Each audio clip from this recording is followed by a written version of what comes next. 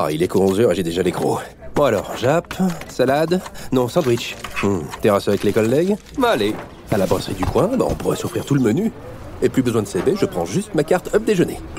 Ah non, tiens, au café de la Poste, je vais me faire un déj qui rapporte. Déjeuner, payer, cagnotter, c'est simple avec la carte Up Déjeuner. Rendez-vous sur up.coop, C-O-O-P.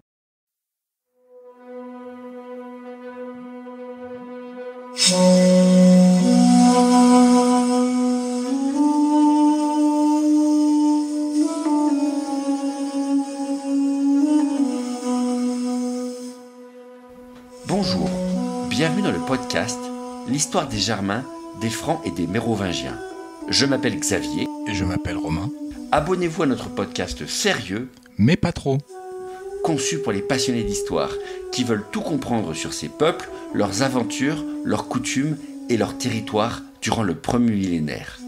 Retrouvez-nous sur les réseaux sociaux Facebook et Instagram et sur notre site internet à meropodcast.fr. Et n'hésitez pas à nous faire part de vos commentaires ou à nous donner des étoiles sur votre plateforme de balado favorite. Ceci est l'épisode 47. Go contre Franc, match retour. Arbogast a-t-il tué Valentinien II ? Le plus fameux cold case de la région Rhône-Alpes, datant du IVe siècle, reste débattu jusqu'à ce jour entre historiens antiques et modernes. Strangulation déguisée façon moscovite ou suicide d'un homme poussé à bout ? Les deux sont possibles, mais c'est forcément l'un ou l'autre. Sur ça, il n'y a plus trop de doute. En tout cas, en 392, la longue descente aux enfers de Valentinien II prend fin, et avec lui, la brève dynastie lancée par son père à la mort de Julien dans les années 360. Et comme tout changement de régime dans l'Empire romain, celui du début des années 90 ne va pas déroger aux vieilles habitudes de la bonne guerre civile pour accoucher d'un nouveau monde. Une transformation d'importance pour les Francs d'Empire, comme nous allons le voir dans cet épisode.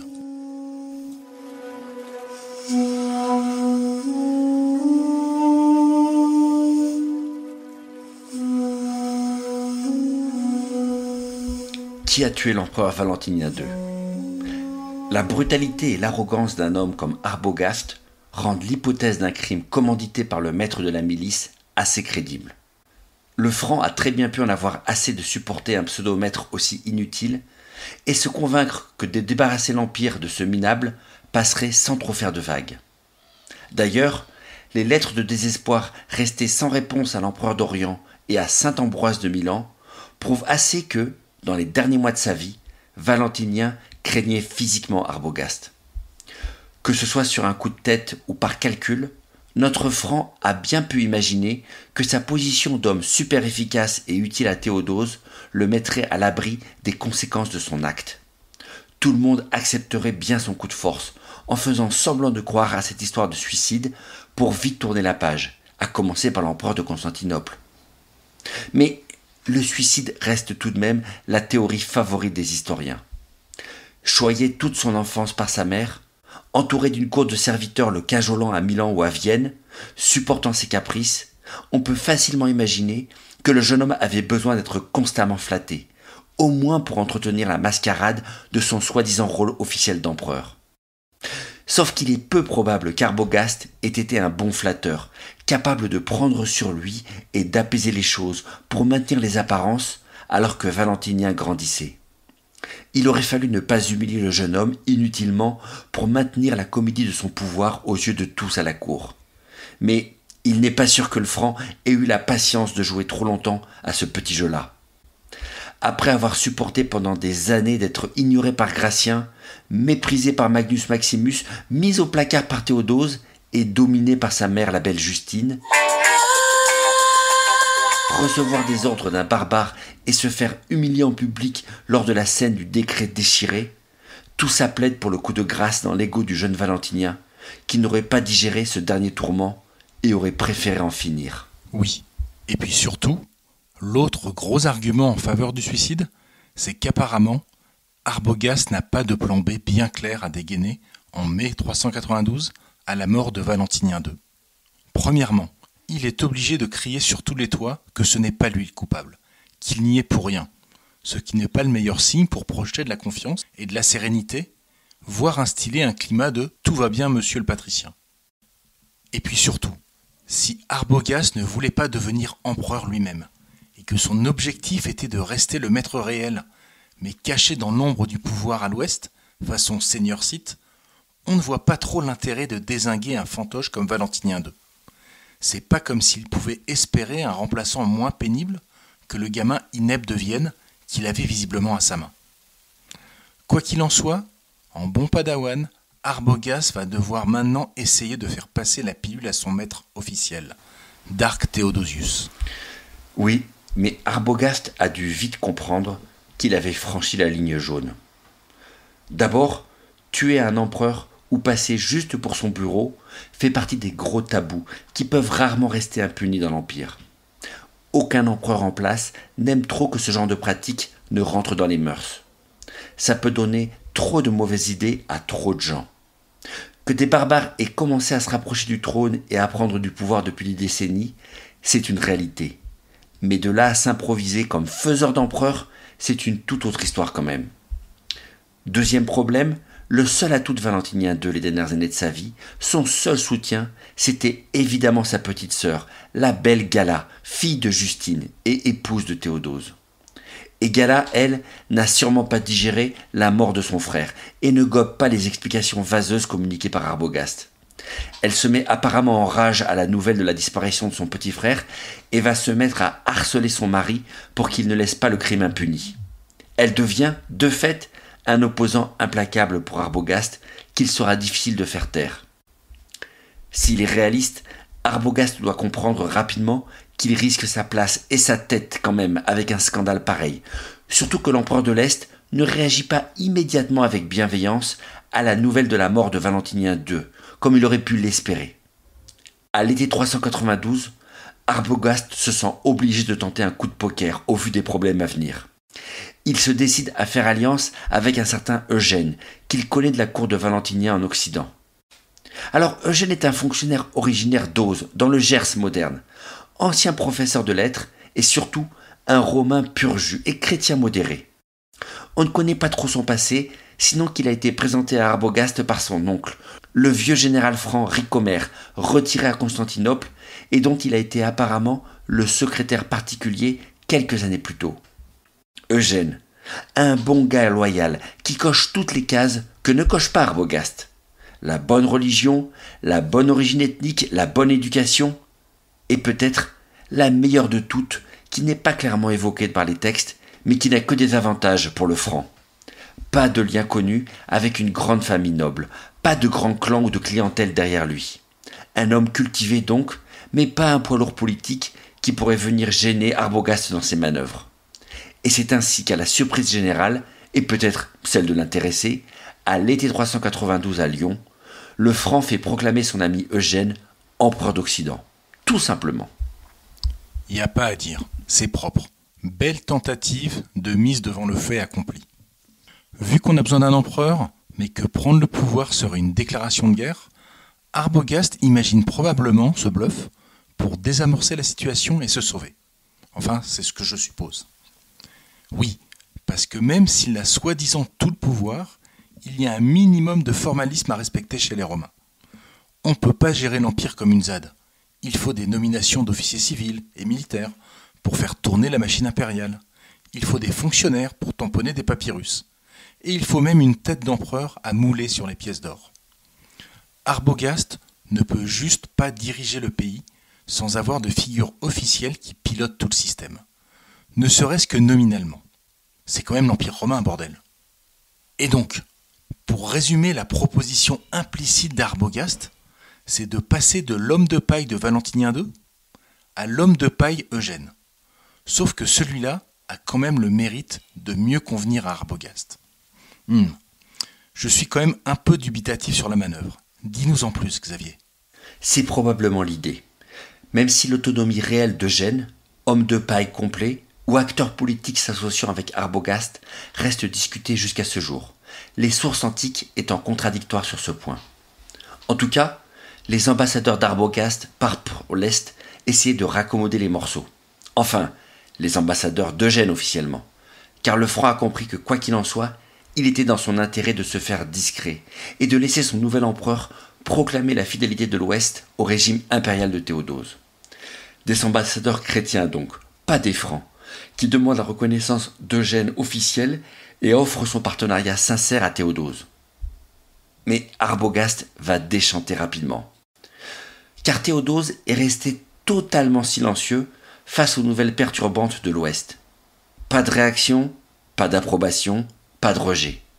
Théodose, l'ancien protecteur et ami d'Arbogast, se tait et ne reçoit même pas lui-même les ambassadeurs d'Eugène, ce qui n'est déjà pas un bon signe pour le franc.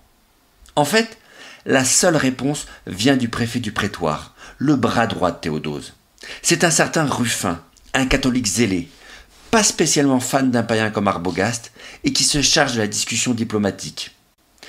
Et qui, tout en recevant les ambassades après l'été 392, suit le mutisme de son empereur. À savoir qu'il ne répond rien, ou pas grand-chose. Il gagne du temps, fait semblant de croire à la version du suicide, mais plus important, ne donne aucune directive ni aucun ordre à transmettre à Eugène et à son vrai maître. Et surtout, il n'offre pas de reconnaissance officielle à l'empereur de l'Ouest. Est-ce qu'Arbogast finit par comprendre le message que lui fait passer Théodose par son silence et son refus d'interagir avec ses ambassadeurs ? Probablement. Sauf miracle, il semble que l'empereur de l'Est ne va pas passer l'éponge sur son coup de force contre Valentinien et que tout ça va devoir se trancher dans le sang. Oui, mais personne ne veut vraiment être celui qui déclenche les hostilités. Donc, rien ne se passe à l'automne 392. Ou alors, comme dans les crises précédentes, Théodose se la joue maître du temps. Cunctator, comme un certain Fabius avant lui. Il ne précipite rien, mais n'en pense pas moins. En tout cas, l'automne 392 se déroule avec ce petit manège. Eugène continue d'envoyer des ambassades à l'Est pour forcer la solution diplomatique, et Théodose continue de faire le mort, sans reconnaître ni rejeter son nouvel alter ego à l'Ouest.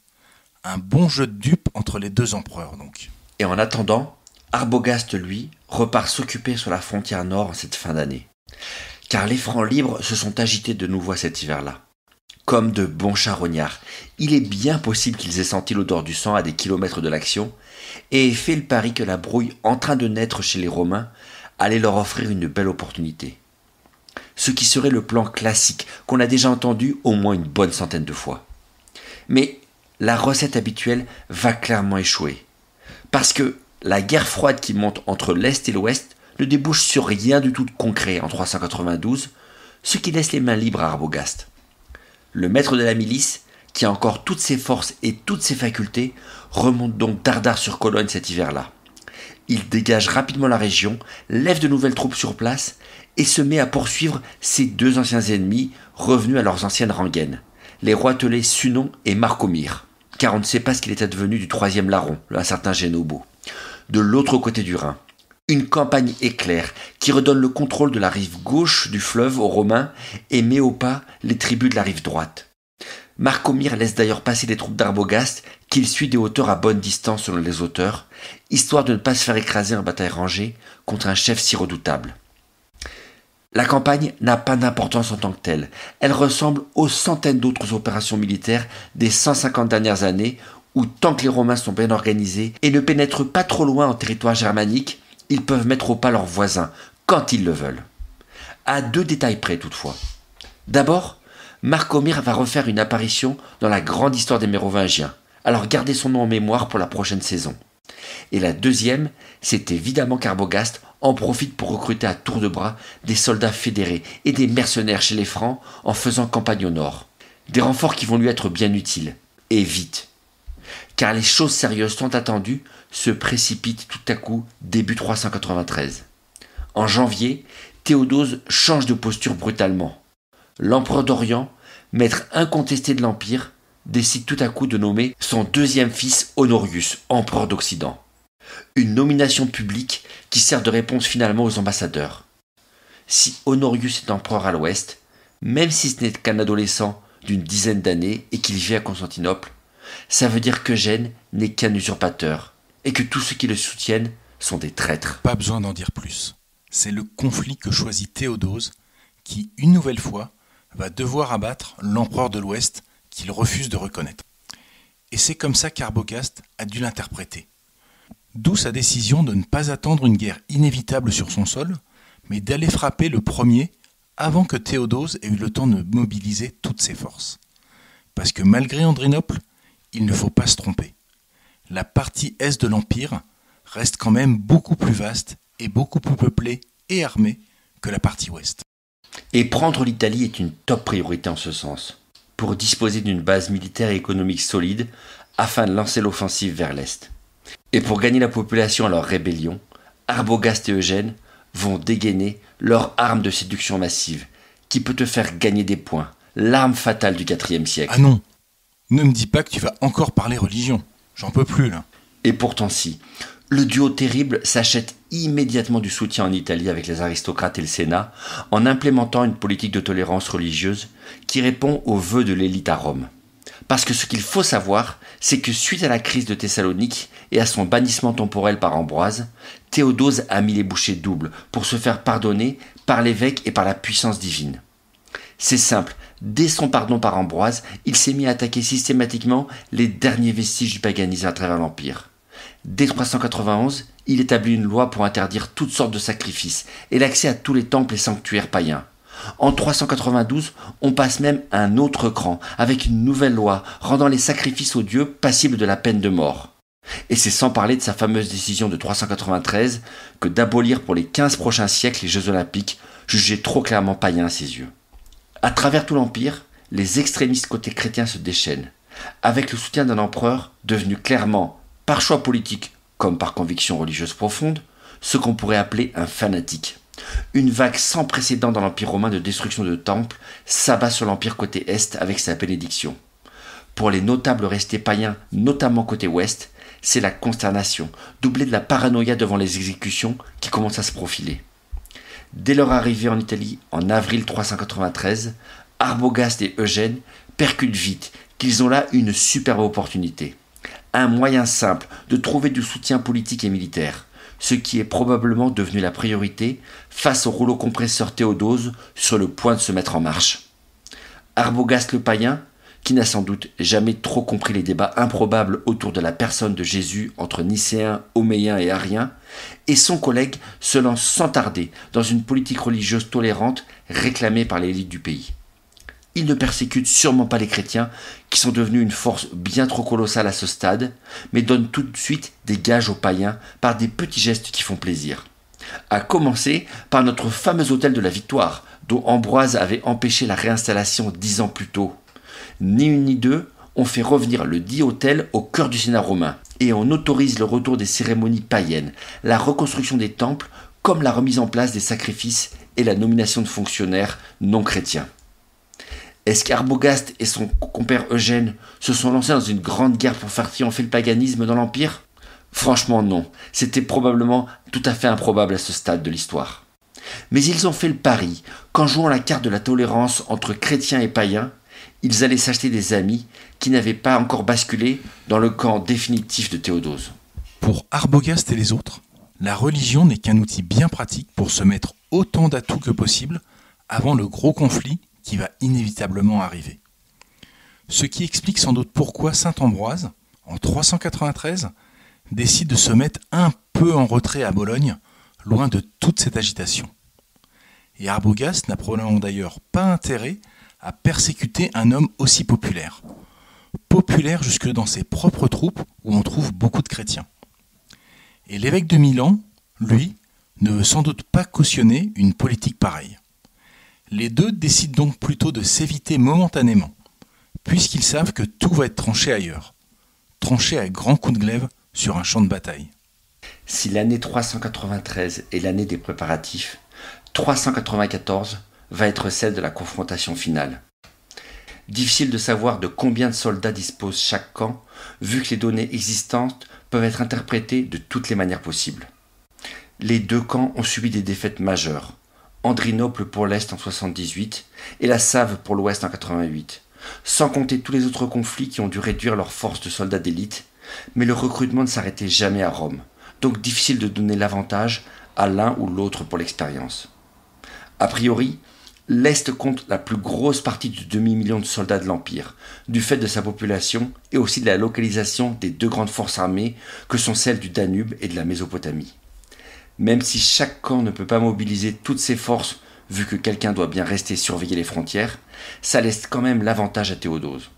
D'autant que l'Afrique n'a pas suivi Arbogast dans son coup d'État et que son comès a choisi pour sa part de rallier Théodose. L'autre paramètre, c'est les troupes auxiliaires bien sûr, mais là encore, pas facile de donner un chiffre. Côté Arbogast et Eugène, on sait qu'ils ont massivement recruté des contingents germaniques du Rhin durant les dernières campagnes, et notamment des Francs, qui comme d'habitude sont réputés pour la solidité de leur infanterie depuis longtemps. Mais le schéma est le même côté Théodose, comme on l'a vu à la bataille de la Save, où des contingents Goths, Alains et Huns ont été tout aussi massivement recrutés pour compléter les légions de Constantinople. Une bataille gigantesque se prépare au printemps 394, mêlant probablement entre 100 et 150 000 soldats, avec peut-être un petit avantage numérique côté oriental. Ce qui expliquerait d'ailleurs la position défensive que va prendre Arbogast dans les Alpes juliennes en Slovénie moderne avec ses légions. Enfin, légions, si on peut dire. Sur le champ de bataille, on aurait du mal à retrouver nos petits avec tous ces contingents de mercenaires. Pour faire une grossière simplification, 394, c'est autant Romains contre Romains que Francs contre Goths qui vont se faire face. Oui, on parle bien de Goths dans le coin Est. Goths, car Ricomer n'est pas là. Le vieux général franc, vétéran de toutes les batailles des décennies précédentes, celle des Saules et d'Andrinople, et qui s'est battu avec Arbogast pendant toutes ces années pour le compte de Théodose, a bien été nommé général en chef de l'armée de l'Est, pour terrasser les rebelles d'Occident. Mais le troisième fantastique, approchant des 60 ans, meurt opportunément juste avant le début de l'action. C'est dommage. J'aurais bien vu le combat ultime entre l'oncle et le neveu pour trancher la dispute. On ne peut que saluer la carrière de Ricomer. Officier de liaison de Gratien à ses débuts, jusqu'à généralissime en 392 pour Théodose. Car côté 4 fantastiques, il ne reste plus qu'Arbogast à ce stade, avec les morts successives de Botho, Mérobaude et finalement Ricomer. Arbogast, une fois ses forces réunies à Milan, décide de se positionner stratégiquement. Notre homme n'est sûrement pas un général de pacotille, avec 15 ans ou presque de commandement militaire derrière lui. Surtout, c'est ses anciens camarades de bataille de la Save qu'il affronte désormais, et il connaît la dangerosité que représente la cavalerie barbare en plaine, avec ses archers mobiles, pour foudroyer une infanterie statique et mal protégée. Arbogast prend donc logiquement position dans les Alpes, à la frontière entre Italie et Slovénie moderne, sur une passe étroite qui forme un goulet d'étranglement. Et c'est bien retranché et avec l'arme au poing, sur les bords d'une rivière de montagne connue sous le nom de Frigidus, ou rivière froide en latin, qu'au matin du 5 septembre 394, Arbogast se décide à attendre Théodose. Enfin plutôt l'armée de Théodose, qui se lance à l'assaut dès le 5 de la position fortifiée d'Arbogast et d'Eugène, apparemment sans reconnaissance et sans préparatif. Une journée de combat qui va tourner au véritable massacre côté oriental. L'empereur lance 2 vagues successives de ses contingents d'infanterie Goths pour charger des positions bien défendues, en hauteur et tenues par des fantassins d'élite de Francs. Une stratégie extrêmement coûteuse pour les Goths qui perdent une quantité terrible de soldats et dont leur chef, un certain Alaric, gardera une sacrée rancune contre les Romains qui ont conduit tous ces hommes au massacre. Est-ce que Théodose a seulement fait une boulette tactique ? Où il a essayé de se débarrasser de ces Goths de malheur qui lui ont pourri la vie depuis 379 en les sacrifiant contre les Francs ? Impossible à dire, mais Alaric le Goth, lui, s'est fait une opinion bien définitive sur la question. Quoi qu'il en soit, l'attaque directe et imbécile échoue donc lamentablement, et les survivants Goths se replient pour rejoindre le reste de l'armée dans la vallée en fin de journée. Au soir du 5 septembre 394, Arbogast et Eugène triomphent. Leur troupe a tenu le choc et ses positions. L'armée de Théodose a perdu un nombre colossal d'hommes et se retrouve bloquée dans un cul-de-sac, en contrebas des lignes ennemies et sans solution pour prendre la passe tenue par les Occidentaux. Pour le maître de la milice, l'occasion est trop belle d'en finir. Il fait appel à un de ses commandants francs, un certain Arbitio, qui n'a pas de rapport connu avec le méchant conseiller de Constance II, même si rien n'est exclu en la matière. Quoi qu'il en soit, ce dit Arbicio se voit confier un corps de cavalerie, avec mission d'aller encercler l'armée de Théodose et de bloquer toute retraite comme de couper le ravitaillement, ce qui forcément leur permettra d'achever les Orientaux dans les jours qui suivent. Un plan imparable qui va donner une victoire certaine à Arbogast, car l'armée de Théodose est trop usée pour s'opposer à ce mouvement d'encerclement après une journée si désastreuse. Mais, à croire que l'histoire se répète parfois, car c'est encore une trahison qui va tout remettre en cause. Que ce soit l'effet des prières de Théodose, qui passe sa nuit à implorer Dieu, ou plus pragmatiquement, lors des caisses de l'Orient, Arbicio, qui tient pourtant les clés de la victoire d'Arbogast, accepte de discuter avec les émissaires de Théodose. Et devant le tas d'or qu'on lui promet, lui et ses hommes changent de camp entre la nuit du 5 au 6. Franchement, après Mursa en 353 et la désertion de Sylvain, il faudrait que quelqu'un réalise qu'il ne faut jamais confier l'issue d'une bataille à un officier de cavalerie franque, bordel. C'est toujours la même histoire. Ça se voit que ces gens n'écoutaient pas de podcast. Mais plus sérieusement, on ne le redira jamais assez. La nation franque est une vaste blague au IIIe et IVe siècle. Les troupes de Francs, qu'elles soient lettres ou francs libres, fédérés ou mercenaires, ne travaillent que pour un seul maître, c'est-à-dire leur pomme. Rappelons-le encore une fois, il n'y a pas de solidarité ethnique ou de grande nation de Francs combattant sous une seule bannière. Pour le coup, Arbogast aurait bien dû connaître ses compatriotes. Et ce jour-là, il a fait une sacrée boulette. Si la désertion d'un régiment de Francs n'est sûrement pas un coup mortel pour l'armée de l'Ouest, c'est un sacré renfort pour le moral des Orientaux après la boucherie du 5 septembre. Au matin du 6, Théodose et ses généraux, ragaillardis par la défection de ce corps de cavalerie, et peut-être disposant de une ou deux informations critiques sur la défense d'Arbogast, déclenchent à nouveau l'attaque contre les forces retranchées de l'Ouest. Mais avec cette fois la conviction de pouvoir l'emporter, si la Providence veut bien à nouveau leur sourire après la nuit de prière de Théodose. Et effectivement, la Providence, ou en tout cas les éléments, vont tout à coup jouer en leur faveur. Car selon la tradition, un vent incroyable se lève au matin du 6 septembre dans la vallée alpine du champ de bataille. Une tempête d'une force indescriptible a soufflé violemment d'est en ouest. Ce vent ultra puissant n'est pas une invention des auteurs en tant que tel. Il est connu sous le nom moderne de Bora et est encore redouté sur les rivages de l'Adriatique. Sa particularité, c'est de transporter de l'air à haute densité venant des Alpes vers la mer en s'engouffrant via les vallées alpines qui lui servent de tunnel d'accélération. Un vent de terre d'une extrême violence et qui produit des rafales pouvant aller au-delà de 200 km/h selon nos mesures modernes. Et que ce soit le résultat des prières de Théodose ou non, il s'avère que la Bora se serait levée au petit matin du 6 septembre 394, soufflant de derrière l'armée de l'Est et leur donnant de l'élan dans l'assaut et étendant la portée de leurs flèches d'une manière considérable. Le vent qui se lève au matin du 6 septembre change du tout au tout la situation sur le champ de bataille. Car côté Arbogast, c'est exactement l'effet inverse. Les auteurs parlent littéralement de flèches bloquées par le vent contraire et des bourrasques arrachant boucliers et armes des mains des hommes. Des anecdotes, qui à défaut d'être 100% confirmées, signifient à minima que l'armée de l'Ouest se retrouve aveuglée par la poussière, le sable et les graviers, poussée par la tornade et incapable d'utiliser utilement leurs armes de jet. Les Francs plient littéralement sous l'impact des Orientaux, disposant d'un élan totalement inattendu grâce au vent magique qui souffle sur la rivière froide. Je tiens quand même à préciser que cette version de la bataille est quand même très contestée par les historiens modernes. Et on abordera la controverse dans l'épisode bonus. Pas la victoire de Théodose, bien sûr, mais l'impact réel de ce vent soi-disant magique. Parce que les deux autres facteurs bien attestés, ceux-là, qui sont le sacrifice courageux des Goths d'un côté pour affaiblir l'armée d'Arbogast, et la désertion d'une partie des Francs de l'autre, sont sans doute moins populaires aux yeux des auteurs de l'époque. En effet, cela ferait dépendre la victoire du grand empereur chrétien Théodose de l'action de sales traite de barbares païens hérétiques.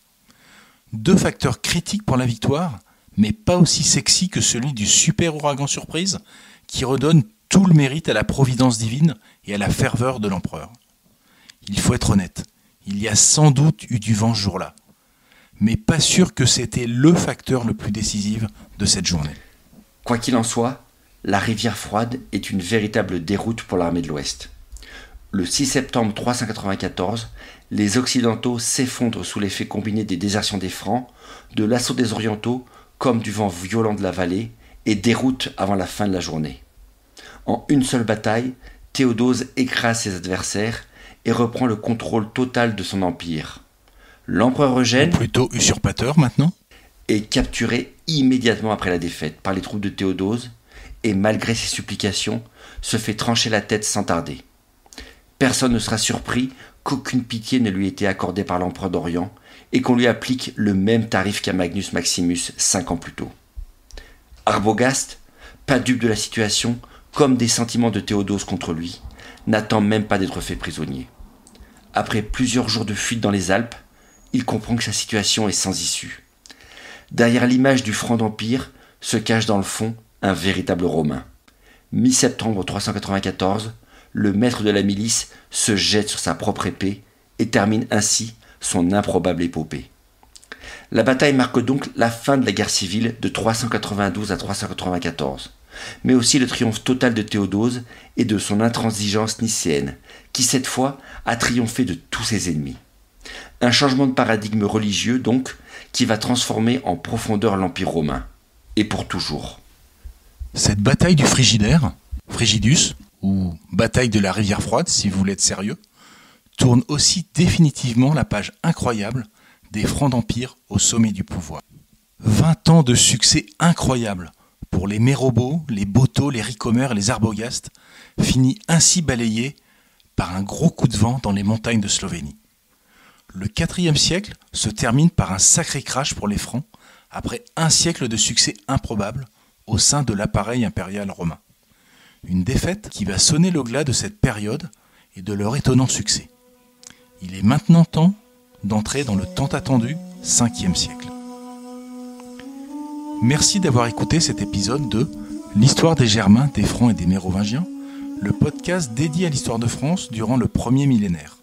N'hésitez pas à nous retrouver sur notre site internet www.meropodcast.fr ou de nous laisser un message.